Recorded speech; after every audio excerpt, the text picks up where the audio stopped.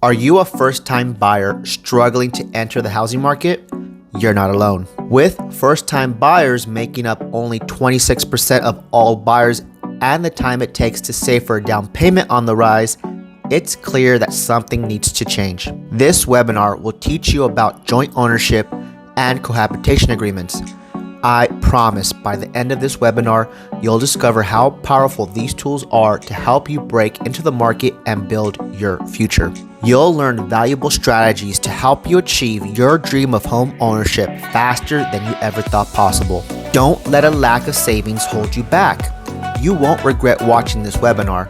Start taking steps towards owning your own home today. Colin, thank you so much for taking the time to join me and go over a few topics that we talked about a few weeks ago, and I'm just excited to get started. Absolutely. I'm glad to get this conversation going because I think it's an important thing for a lot of people that are both looking at entering the real estate market or that maybe are already in it.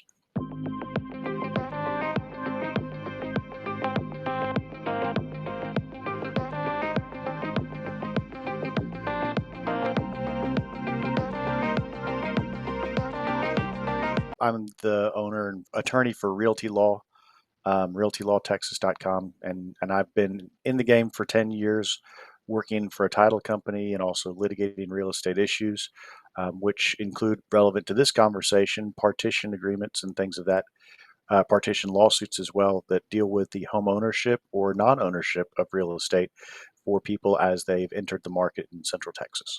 Question number one is, what are the legal implications of joint ownership and a cohabitation agreement for ownership and use of the property? So a joint ownership agreement or a cohabitation agreement, those are uh, unique to each individual in that they are a contract between individuals regarding how they own, how they are invested in, and how they maintain, and most importantly, how they exit their own real estate that they have purchased. The difference between a joint ownership agreement versus a cohabitation agreement usually devolves to a joint ownership agreement being between owners that are not in a relationship versus a cohabitation agreement, which is people that are in a relationship of some sort that are not either married currently or maybe they're an older couple that has been through a marriage and doesn't intend to get married in the future. And so they want to outline what their stakes are in the real estate, what their obligations are, and how they move forward owning what is most everybody's largest asset in their life. And so by breaking down those responsibilities, putting a snapshot on what your contributions are, and then most importantly, trying to have some measure of civility and foresight as to how you get out of a property for the end game is the most important part to do, especially when you're in the beginning stages when everyone's happy, fun, and excited. Would you say that this is probably not common knowledge and not many people know about these two types of agreements? Absolutely not. I speak with a lot of realtors and I give out a lot of advice to realtors, and sometimes they'll always say, "Oh, what do I owe you? What do I need?" And I said, "Look, here's what I tell you. I do work for realtors, and I do it for you so that you can provide an asset to your clients. And the one thing that I think most everybody needs but doesn't know about is the cohabitation agreement. Cohabitation agreement is the one between a romantic relationship that's as someone once told me, it's a prenup for your house. And Oh, being able as a realtor or as a home buyer to be able to have that conversation when you're going to sign on to a promissory note for a $500,000 or so. Um, the fact that I've had so many people on the back end not having these agreements in place shows that most people don't know about it. Now, joint ownership agreements are a little bit different because it's rare to own a primary residence with someone that you're not in a relationship with, or if you are owning a primary residence with somebody that you're not in a relationship with, it's generally a close family member. And so there's less of that panic to get something in writing between mom and dad and their child versus between a boyfriend or girlfriend and their partner. And so, as far as the awareness of it, no, most people don't know about it, and it amazes me that there's any reluctance to doing that, considering that. If you don't have a plan, then you're left without a plan, and that's when you have to go to the courts to get one forced upon you, and that's a bad situation for everybody involved. Let's move on to question number two. How does joint ownership differ from a cohabitation agreement, and what are the advantages and disadvantages of each option? So the advantages and disadvantages for both options are going to be the same. They do two things, or excuse me, they do three things. Both a joint ownership and a cohabitation agreement accomplish the three goals of what did we do, what are we going to do, and how are we going to end it. And what I mean by what did you do is how much money did you put into the property? This is, I put in $60,000 the down payment, you put in $40,000 the down payment. All right, well, let's memorialize that so that there's no question about the equity put into it. Second, what are we going to do? Well, are you responsible for the mortgage? Are you responsible for the insurance? What if you want to put in a hot tub and I don't? What if there's a repair that needs to be done and I don't have the money? What if I lose my job and we don't have the funds on my side for a little bit? What if we rent out a room? Those kinds of obligations going forward are important to know ahead of time so that you can have the rules put in place. The last one is how do we get out of this? Um, just because you break up doesn't mean that the bank cares. And if you break up and move out of a house that you bought with somebody else, you are still on the hook for a house that they are living in. And conversely, just because you broke up doesn't mean the law says that they have to get out. If you and I are in a relationship and you all of a sudden start bringing your new fling around, well, guess what? You own the house. You get to do that. And without some sort of rational, mature conversation about who does what when we break up for the cohabitation agreement anyway, um, there's there's just chaos. And what we try and accomplish in a cohabitation agreement is, all right, who is it that's more financially able to stay in the house? Who is that's more financially able to assume or refinance the note into their name? Because getting off of that mortgage is always going to be one of the top three in priorities. And then who is it that's bringing more money to the table? It doesn't make sense if you bring $100,000 as a down payment for me to stay in the house because I've got to find a way to get your equity back out. And so between the down payment, the principal pay down, and the appreciation, I'm probably the one that needs to get out of the house because I'll get a lower number to get bought out of that house.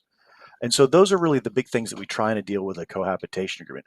Joint ownership agreement, where there's two individuals that are living together, or like I said, the situation of parents owning property with their child, is less about breakups. Although you can break up with a friend just as much as you can with a romantic partner, it seems to be less prickly though.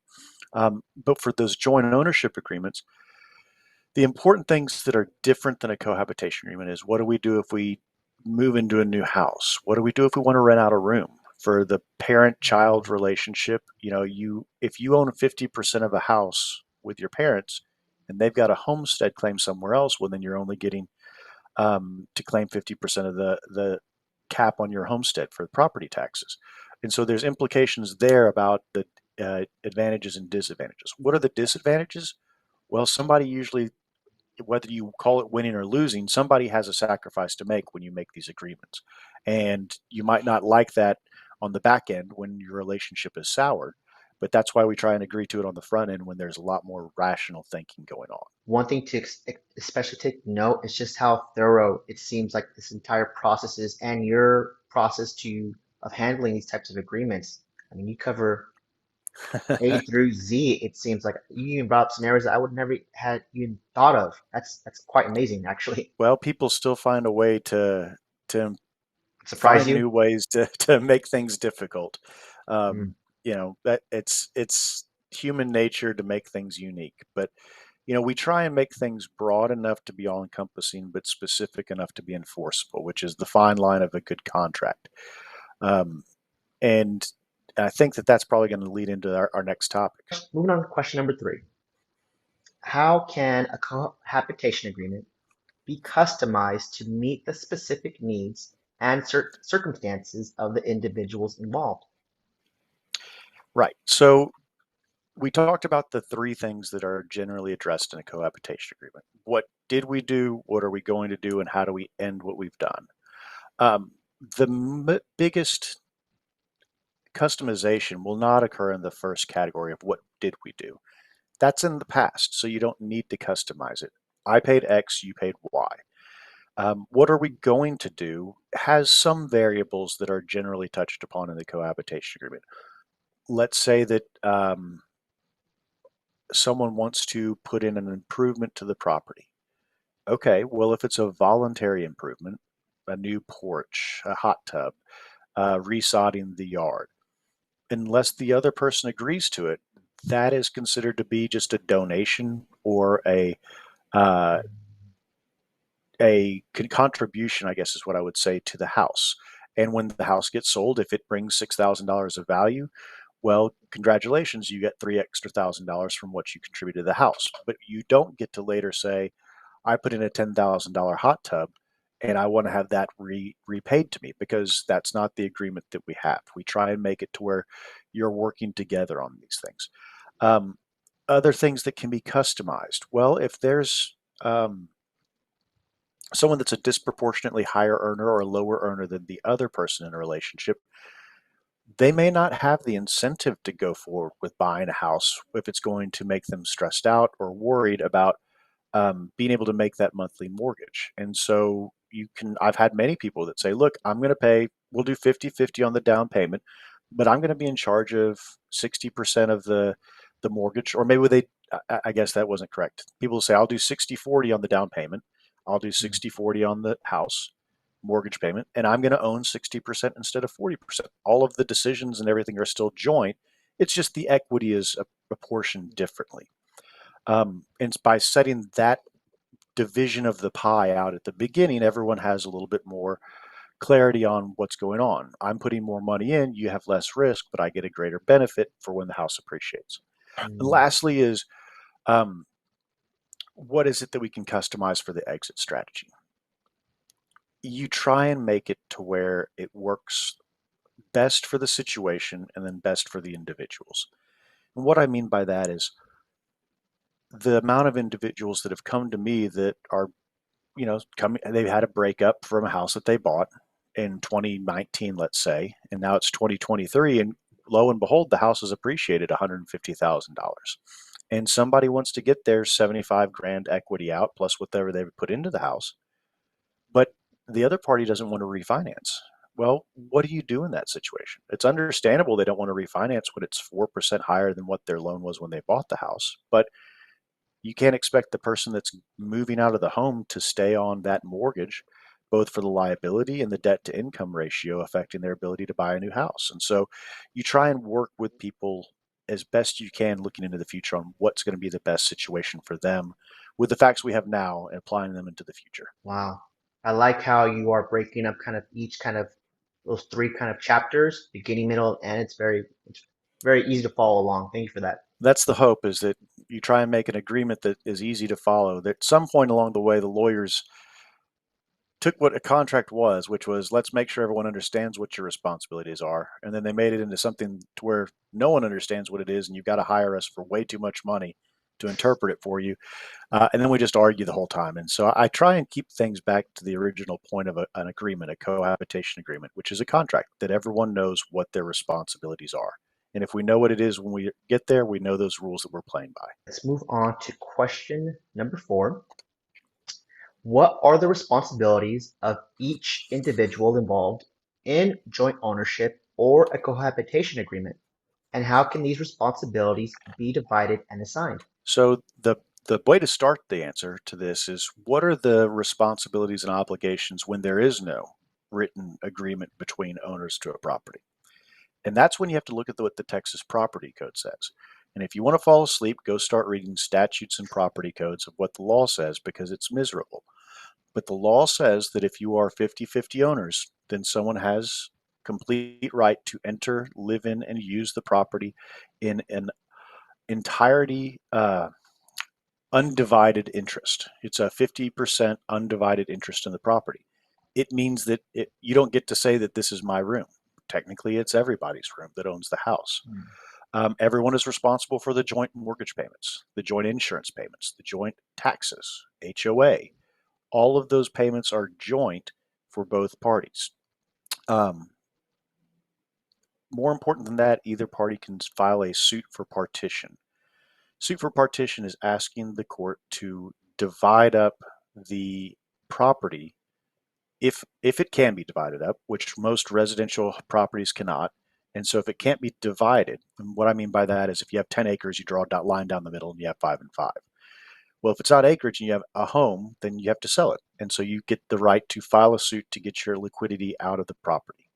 And so when you have a joint ownership or a cohabitation agreement, you seek to not only limit those rights, but assign those rights. Almost Mm, every agreement for a cohabitation is going to have either equal or proportionate responsibilities for mortgage, taxes, insurance, and other repair obligations.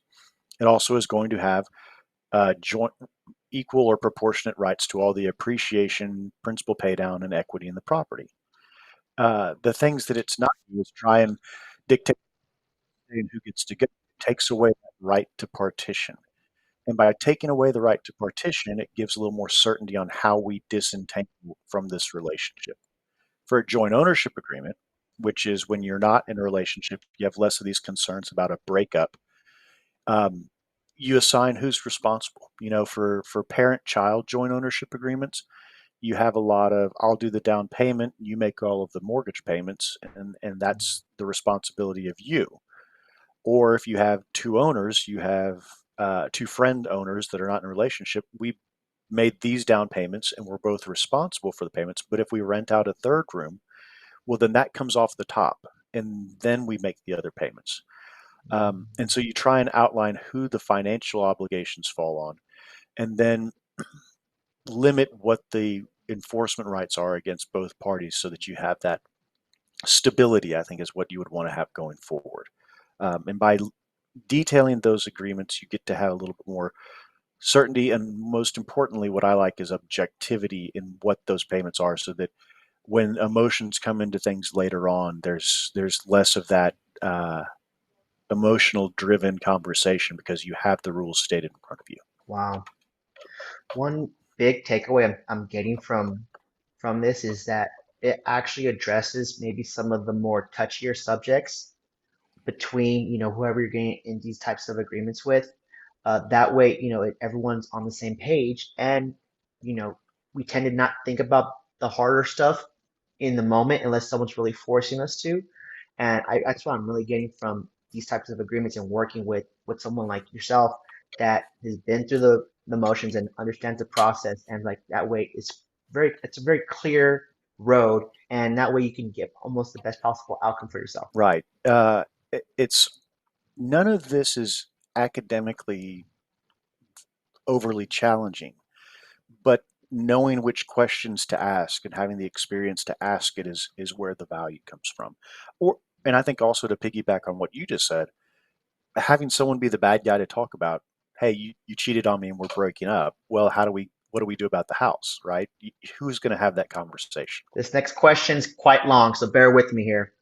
Number 5, how can joint ownership or a cohabitation agreement be structured to address important issues such as the division of expenses and responsibilities? That's number 1. The distribution of property in the event of a breakup or death. I feel like we kind of touched on that earlier. And other matters that may arise during cohabitation. The easy answer, luckily, is that it can be structured however you agree to it. The problem is making sure that you know what it is that has come up or what needs to be addressed to know what to agree to. And Mm, like we joked about earlier, people find a way to mess things up. People find a way to be unique in how they've digressed from what their understanding was. I think the most important thing that both a joint ownership and a cohabitation agreement that I draft anyway, I always try to impress upon whoever I'm representing that the most important thing isn't whether you're A or you're B, whether you get or whether you give, is that both parties know what the rule is. And what I mean by that is one of the hardest cases that I've had in my life, and not hardest emotionally or anything like that, but just mentally and time suckingly detail oriented and miserable was a suit for partition between two people that were in a relationship and then were no longer in a relationship. They started, as everyone does, sharing expenses equally. It eventually went down the same path that most people in a cohabitation agreement do of, hey, honey, I'm on hard times, or I just bought a new car, or you've got a promotion. How about I do the groceries? I'll take over the bills, and I'll take care of the car payment, and then you take over the mortgage. Well, when you do that, objectively speaking, to pull back the camera and look at what's going on from a documented financial perspective, you go from I'm paying half of what the mortgage is, I'm paying half of what the insurance is, I'm paying half of what the taxes are, to now you're paying all of it. And you're the only one that has a record of paying all of it. And I'm paying all the grocery bills. And whether it's right or wrong, whether or not we agreed to that or not, when we have a lawsuit that says I want my equity out of the house, if it ends poorly, you're going to say, this bum stopped paying payments for the mortgage in 2016. And for 7 years now, I've had to cover that half of the mortgage payment, and I deserve to get reimbursed it. And I'm going to say, no, that's not what our agreement was. I covered all of the utilities and the grocery bill. And so, what was a good intention start of 50-50 with a good intention but miseducated shift to utilities and mortgage because it's all seen in the bucket of, monthly expenses, now has become something where you're paying me 375 an hour to go through your bank statements from 7 years ago to add up what your grocery bills are, to try and deduct that and credit it against whatever the mortgage payments were. And by having that rule that I put in my cohabitation agreements of, if a mortgage payment is made, unless it is explicitly agreed to in writing between the parties, it is presumed to be made for both parties equally, or pro rata, however you decide. But by making a hardline rule that if it's paid for both of us, it keeps us from having these oral side deals, because an oral agreement is worth the paper it's not written on. And so don't come to me talking about what was said unless you're willing to pay the money to bring in every witness that heard it to talk to a judge in the hopes that they believe you. Put it in writing first. First rule of anything legal is put it in writing. Writing can be an email, preferably not a text, but email, text is better than nothing. So um, I kind of digressed down the question and the answer that you asked because I wanted to get on my soapbox about that one issue. But I will tell you that that issue is what has made me really champion cohabitation agreements, because that case was so painful for everybody. The other attorney was fine, and we worked to try and get it done, but it just, the emotions were so high because there everything was for the taking. And so by you know, taking this and putting it here, we can narrow the issues so that if there are disagreements, and I don't think a cohabitation agreement can be airtight, but it can at least narrow things down to where you're not paying me $25,000 to figure out who gets $50,000 in equity, because that's a waste for everybody involved. And so by apportioning out those responsibilities, whatever they are, it gives you that certainty on the back end that you're making a good investment. And what's your best case scenario? Your best case scenario is you go through this whole exercise, you have some good conversations, and then everything turns out okay and you never need it. It's like an insurance policy that never gets called upon. And if that's the worst case or the best case scenario, then great for you. Wow. We are emotional and irrational creatures from time to time, aren't we? Correct. If you don't mind, I think that you'd asked me some questions about breakup or death. I know we talked about breakup. Death, if I can just finish to answer your question completely now that I'm off my soapbox. Um, a cohabitation agreement's not a will. Mm, And unless you choose to own the property as a joint tenant with right of survivorship, then your interest in the property will be owned as a joint tenant in common. Those are legal terms. What that means is a joint tenant with a right of survivorship is an election you have to make. It allows for two joint owners of a property to have their interest in the property automatically go to the other owner upon their death. It's mm, probably not appropriate for people that aren't married, just unless you don't want your parents or your kids or whoever else to have it. That being said, I know plenty of people who don't want their parents to get whatever equity they have in the house, so it may be appropriate. But if you don't have that right of survivorship language, and title companies, when you close and purchase a house, will not let you start your title as owning it with a joint tenant with a right of survivorship. You have to get to a lawyer after the close. The default is tenant in commons. And that means that when I die, my one half interest goes either under the terms of my will or under the terms of the Texas probate code, yet another statute and code that's very boring. Um, Judge Herman in Travis County actually has a wonderful PDF chart that I think could be included with this that talks about the ownership of real estate when you're unmarried, uh, and how that goes. And I call it the bouncing ball. It goes down to your kids, up to your parents, and if they're both deceased, down to your siblings. And if there's no siblings, then it goes up to your aunts and grandparents, and I think down to the aunts and uncles. Mm. But that is how your assets go. Simple estate planning can save everyone that you leave behind some headache and heartache. But the cohabitation agreement, because it is not something that has to be admitted to probate, and because we don't want it to have two witnesses and a notary and signatures and initials and on every single page, is not the appropriate vehicle to do your estate planning for. But that's how you do address what goes on with your property, and it's a question that you probably need to have answered so that you know what happens to the house whenever you're done with it. I got a little confused. So the rights of survivorship, does that fall under both agreements or is it just one that would work for? The right of survivorship actually falls under neither. That Neither. is a way that you can hold title to the property, the actual recorded document with the county, the warranty deed, will have the ownership shown uh, as joint tenants or as joint tenants with a right of survivorship. And by having that election done, you can have that special ownership transfer take place. But it is not something that goes in the cohabitation agreement um, alone. It has to be recorded as of record with the county in the title. And so most people, when they choose to go that route, will redeed the property to themselves and their significant other.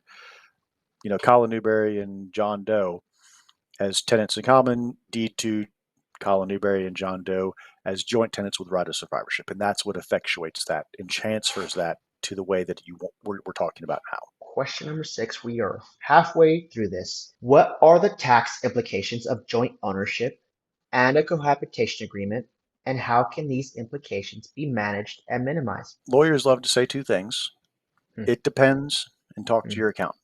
hmm, I'm not a CPA, and so I can't give you detailed tax advice, but I can tell you that there are certain real estate specific tax implications that are important to know about. Um, the first one is for a joint ownership agreement. The homestead cap exemption, or the homestead cap, or the homestead exemption, because they're two different things, only applies if it's your primary residence, and you have to own it for it to be your primary residence. Meaning, if you and I own a property together, well, the fact I have 50%, you have 50%, still allows for the full homestead protection and the full homestead cap for property tax values. And what I'm talking about there, just so that everyone knows, is in Texas, if your property is worth $1 million and next year the valuation goes to $1.2 million, if it is your homestead, the value that you're taxed at, not the market value, but the taxable value, is capped at 10% growth per year. And so even though it went from a million to a million two, you don't pay taxes on 1.2. You only pay taxes on a million plus 10%, $1.1 million. If, on the other hand, I own 50% and you own 50%, but you have your own separate homestead, and so this is not claimed as a homestead, well, then I can only get a 10% cap on the 50% that I own. And so that means that I would have to pay taxes on 1.15 million because I only get half of the cap applied to it. So $50,000. And so when you have that joint ownership agreement, you need to make sure that you're either dealing with percentages that make sense, homestead issues that make sense, all of that is what you need to have happen. A secondary issue that I had someone bring up that I thought was very smart was, uh, someone had bought a house They were doing it with a friend. The friend had some money they wanted to invest into the Austin market. They wanted to get into a home, and the requirement that the person that was going to be living there had, in addition to some other things that were very responsible, but they were needing this money, was, look, you can't make me sell this for 2 years. There's a lockup period. And the reason for that is there's a capital gains tax exemption. Mm. If you live in a property for 2 years, you don't get taxed on as a single person the first $250,000 of profit of that house. And so those are some other considerations that people take into effect when they're putting these joint ownership and cohabitation agreements together. But as far as taxing goes, the homestead exemptions are really the most important things that you'll have, with the capital gains exemption kind of following up on that.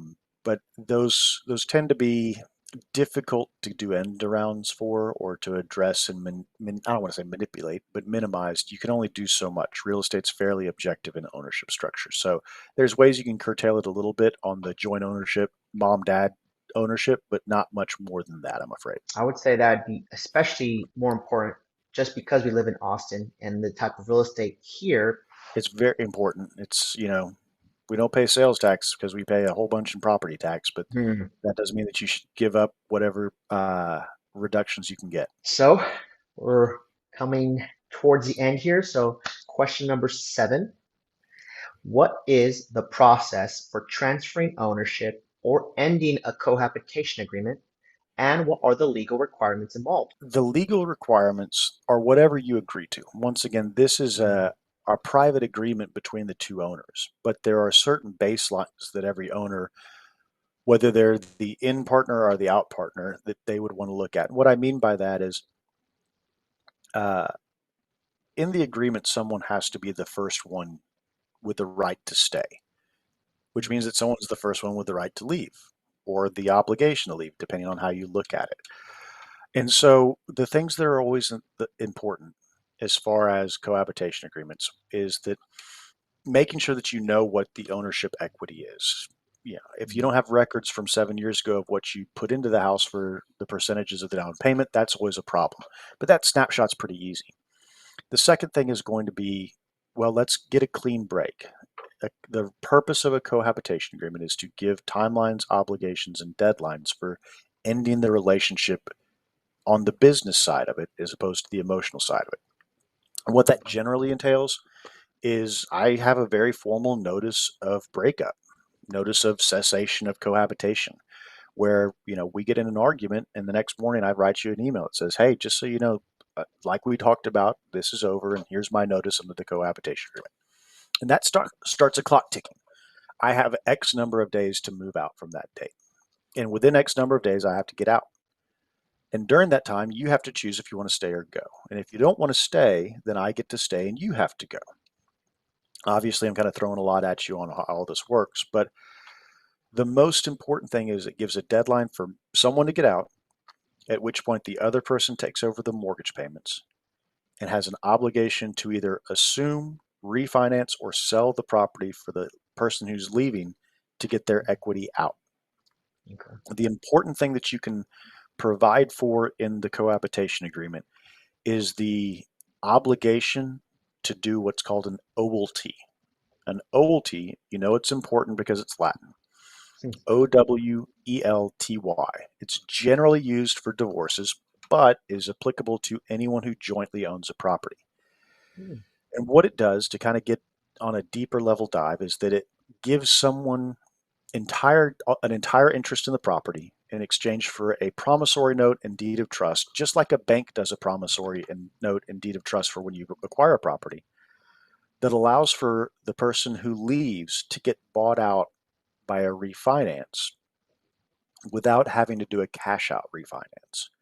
And why that's important, as any loan officer will tell you, is that a cash out refinance is generally going to be a half a point to a point higher on interest rates as opposed to just buying out an encumbrance on the property. It's a very legal mumbo jumbo type thing, but it can save a lot of money if both parties are agreeable and are knowing of what they're doing. But that OLT is a way to solidify the ownership in one party's name and also give the party who leaves an enforcement mechanism, foreclosure if they need to have their equity returned to them and their ownership in the house protected against any failure to make a payment on that mortgage that they're a part of.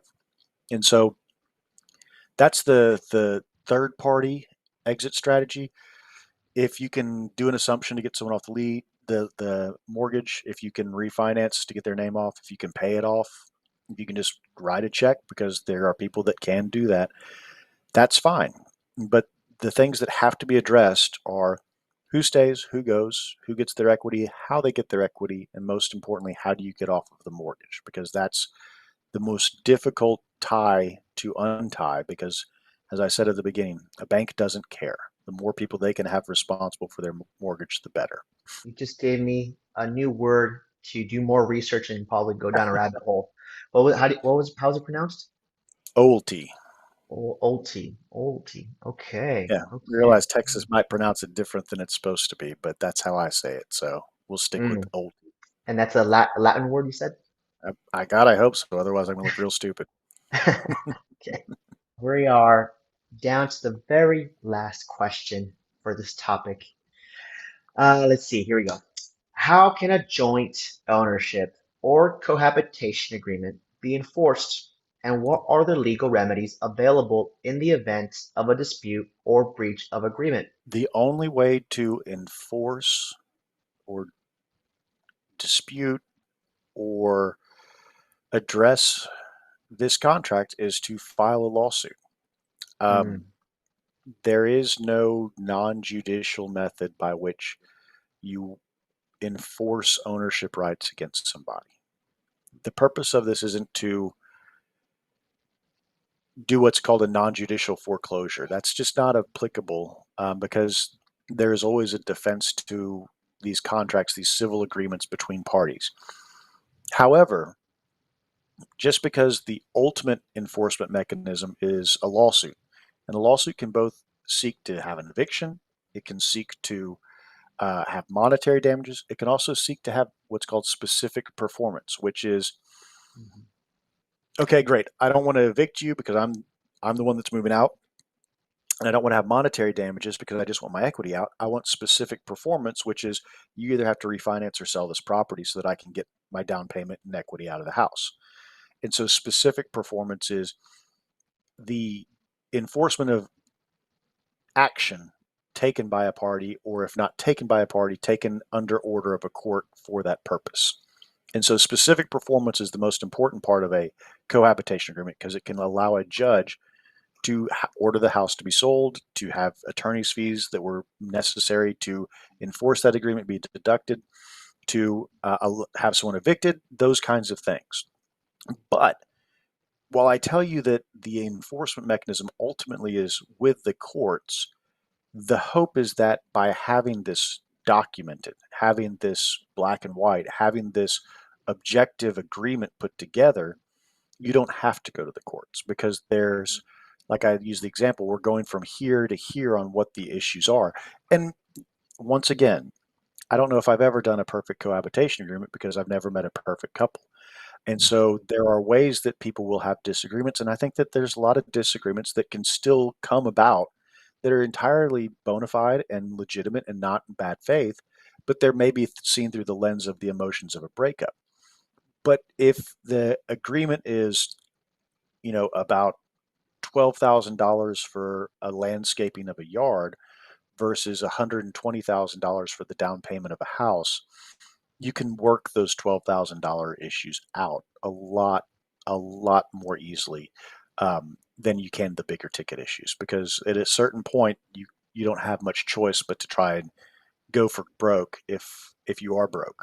And so by limiting what the issues in dispute are, you can avoid lawsuits by having those obligations put together that detail objectively what your obligations are, and objectively are backed up through payments, agreements, emails, mortgages, principal balances, broker price opinions.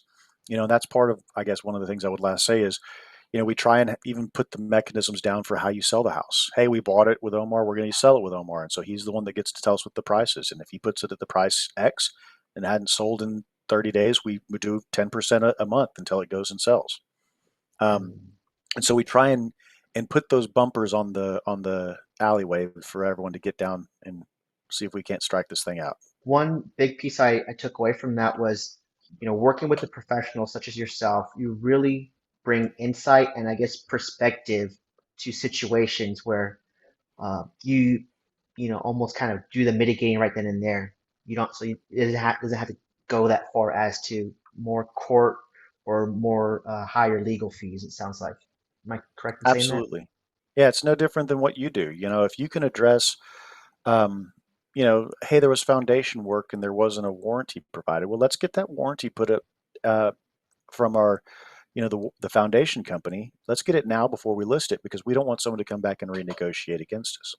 And so by Mm. knowing and having that experience as a realtor of what it is that you've seen people push back on in the future, well, let's address that concern now.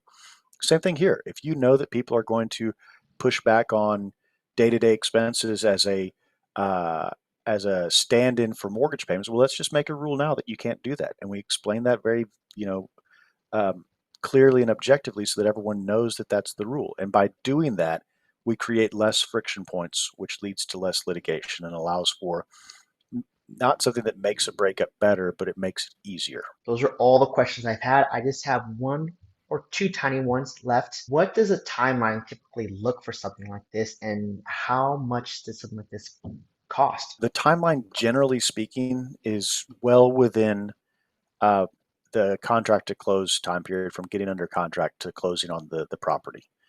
You can absolutely do a cohabitation agreement after you've bought a property. If 2 or 3 years Mm. ago you couldn't do it, it's still just an agreement and it's not a bet predicated on marriage, so it can happen at any time. But what I tell most people is once you get past the option period and you're kind of committed to buying the property, then I think that's when you should be really having to sit down with me about what's going to go on.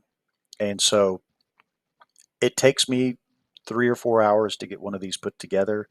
Um, and so it's not that I can't turn it around if there's an emergency. It's just carving out that 3 to 4 hours to really get this thing done correctly. And that involves a conversation at the beginning to know what wrinkles each individual has, because there's never been a cookie cutter anything in the law. And so the answer to your question is after the option period is when you should reach out to a lawyer about getting a cohabitation agreement put together. If it is a fairly commonplace agreement, 50-50 ownership, we know who's leaving, we know who's staying, there's not a whole bunch of um, nuances to it, then generally speaking, they run somewhere in the $1,900 range. If things really start escalating, or if there's another attorney involved that is maybe more prickly about things, that can cause time, and time is money for lawyers. Generally, for most people, we try and get it to where it's a document that people don't maybe need to have representation from start to finish. They can read it and understand it. But it generally starts at somewhere around $1,900, and if it's more intense, I usually can tell after that initial conversation to give people a heads up. But I try my best to give a flat fee so that we all know what the cost is, and you don't have to worry about that chess clock getting clicked on every time you send an email or make a phone call, because I don't think that gets me the best information. I don't think that's what people want, is to have feel like every moment is money going down the drain. Let's just get a set cost so that you feel comfortable really digging in on the questions that you have. When I think of just all the future headaches and like the potential, like how just money you could waste on just more frivolous things, that is a price tag that's worth every penny, even if that's the starting point, right? Because everything we just talked about, I would have made the blind assumption that your services, something like this would have cost easily $5,000 or more. Easily. I mean, I Wow, can charge that's more if people are okay with it, but I think that I've had enough experience to where it can get that way, but there's no reason for it to. If you've got that level of detail, then it's usually a bad sign of things to come. Let's try and keep the mm, lines bright and the rules objective and easy to follow, because we don't want that's like you were saying. The whole point is to make things known, and if we know what everything is, we can address it as best we can. But yeah, you're right, especially The way that I frame it to some people, kind of to piggyback on what your observation was, is you're going into business with somebody just because it's not an LLC or it's not a commercial retail front. If you're signing your name on a $500,000 mortgage, well, then I think that, $2,000 to have some sort of operating agreement between the two parties to protect that investment and to limit the liability for your involvement in that investment is not only practical, but also, responsible and probably irresponsible not to. I just really want to point out that Colin, people watching, these were subjects that aren't easy to digest. But Colin, you explained all that beautifully. Like I think you have a very good knack for knowing how to take something complex and explain it very simply. And your flow of thinking is, I don't know, just right. We're on the same wavelength, I feel like. We're going to come to an end. I'm going to link all of our information. You can get in touch with us down below. So if you guys feel like this is something that fits your current situation or just want to talk more, Colin and I are available for your needs. And again, Colin, thank you so much for taking the time, for joining me here today and answering some questions. Absolutely. Thank you.